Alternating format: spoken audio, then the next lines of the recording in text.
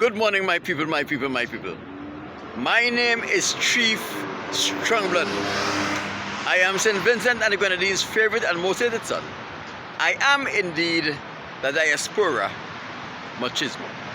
My people, as usual, I come to give you an update as to my protest. And let me say it was another beautiful day for a protest, and I enjoyed every moment of my protest. Let me remind you that the front of my sign says, I don't want the white man's money, his woman, his friendship, or his fame. And the reverse of my sign says, white man, why have you enslaved the African American? My people, all in all, it was a very beautiful day for a protest. And as usual, you know, after I finish, give you an update as to my protest. There is nothing more that delights me than to bring you something from the word of the Most High God. And for the past few days, weeks rather, couple of months now, I've been dealing with who are the Caucasians. And on Friday, I bring a very pertinent message that upset the entire Caucasians community. Even the library staff closed down the computer center because I was in it. They closed it down for 2 days. The police officer came and says that they're closing down the computer center. I was quite fine with it because I know there's nothing that they can do to stop me from telling you the truth as the Most High will have it done. My people, we in St. Vincent and the Grenadines pride ourselves as being a God-fearing people. And one of the characteristics of God-fearing people is a mind that is always searching for the truth. You can never be contented with what you have and with what you know, because what you have and what you know may not necessarily be the truth as the Most High would have you understand it. And unfortunately, the only thing we have where the truth of the Most High God is concerned is the Bible, which is in itself a corrupt book. As I told you on numerous occasions, but I will go over it again, just in case there is someone who did not understand it. Because you know repetition make perfection. Or if there is someone new who have never heard it before. In AD 65, the Israelites rose up against the Romans and they overthrew the Roman government in Israel.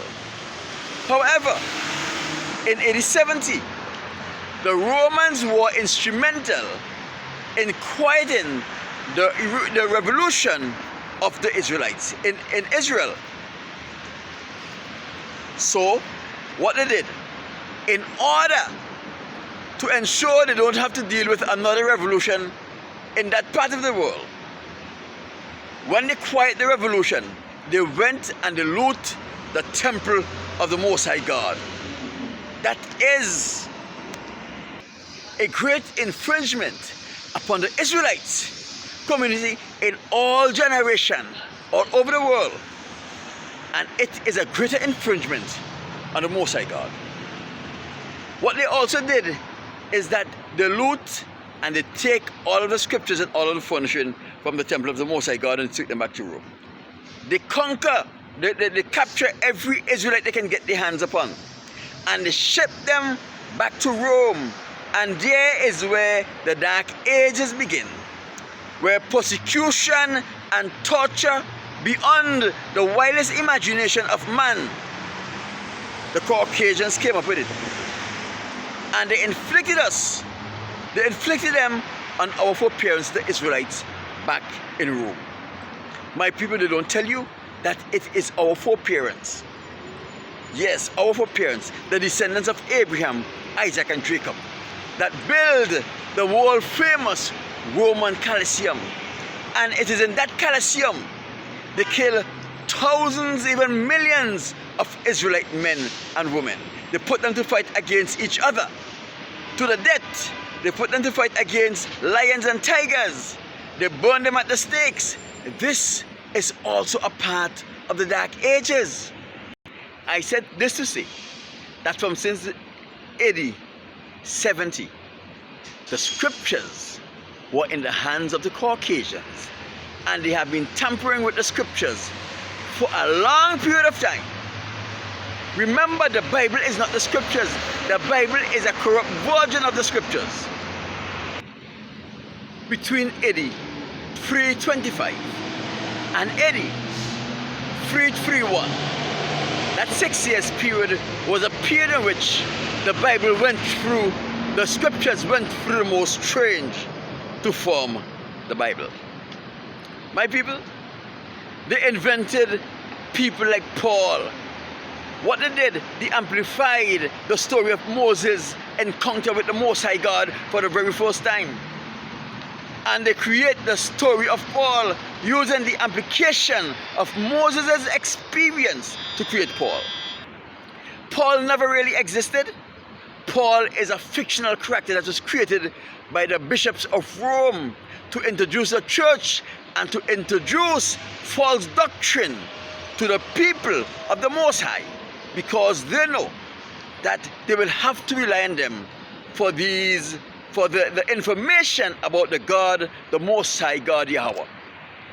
I also told you that the only reason they changed Yahweh, the Son of God's name, to Jesus Christ was so that they can lie in the Son of God's name, the Most High God, who ordained this famine in the land, a famine not for food or for water, but for the word of the Most High God.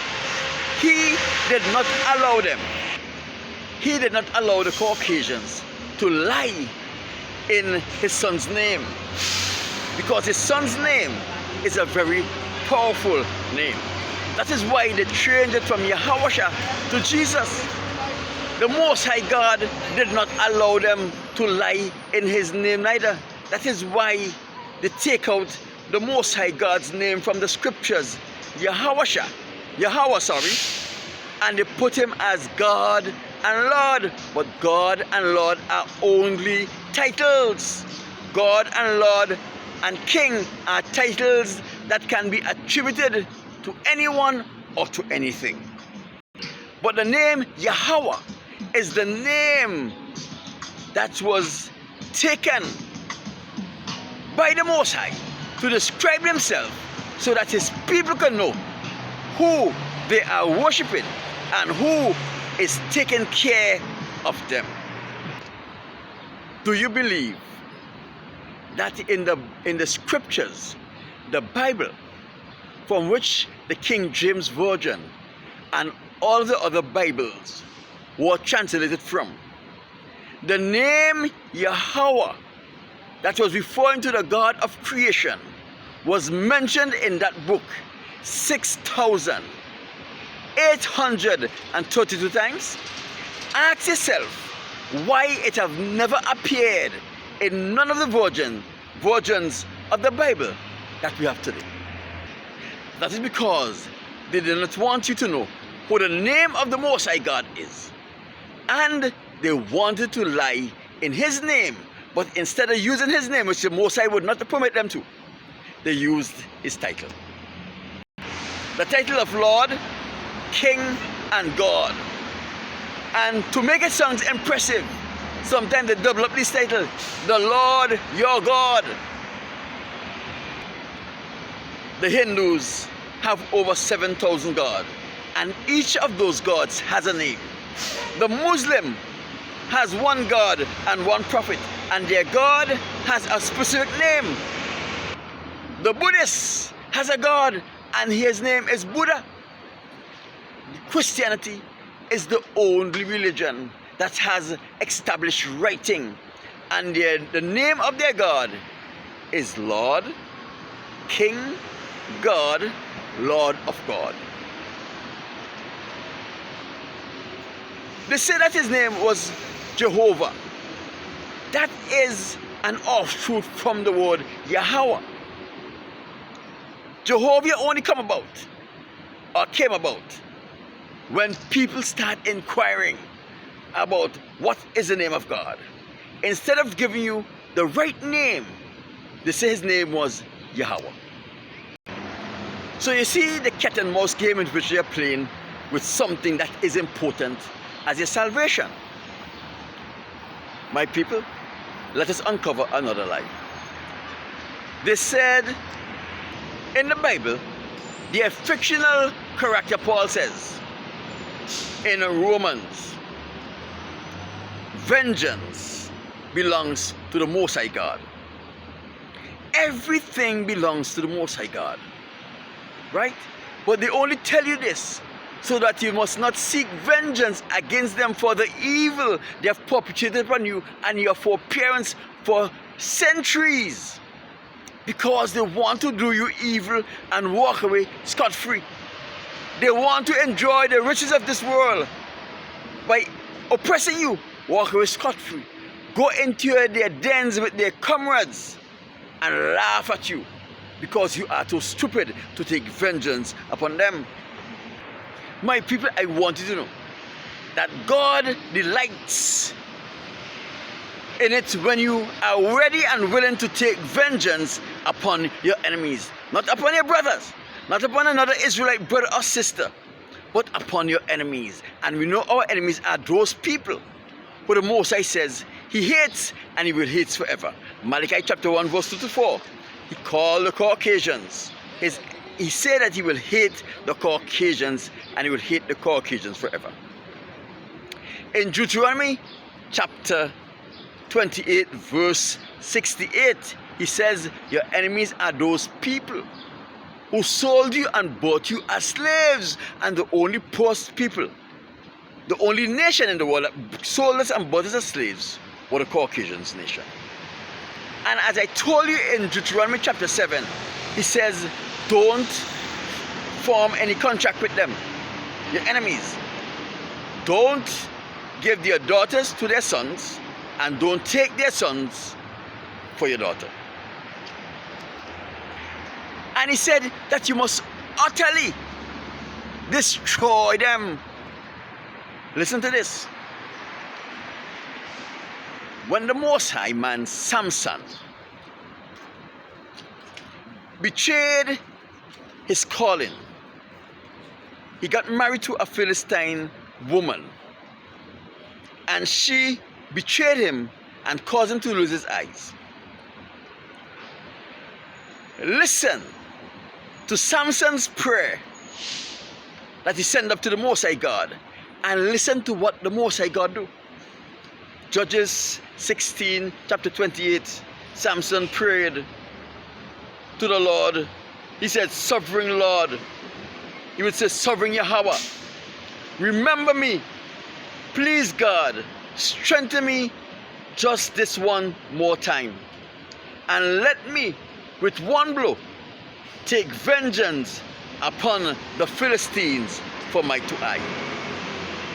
Listen to me. For my two eyes. Not because they have dishonored you, but because they have blinded me. I want vengeance for my two eyes. Not because they have exploiting your people, but I want vengeance for the hurt they have inflicted upon me.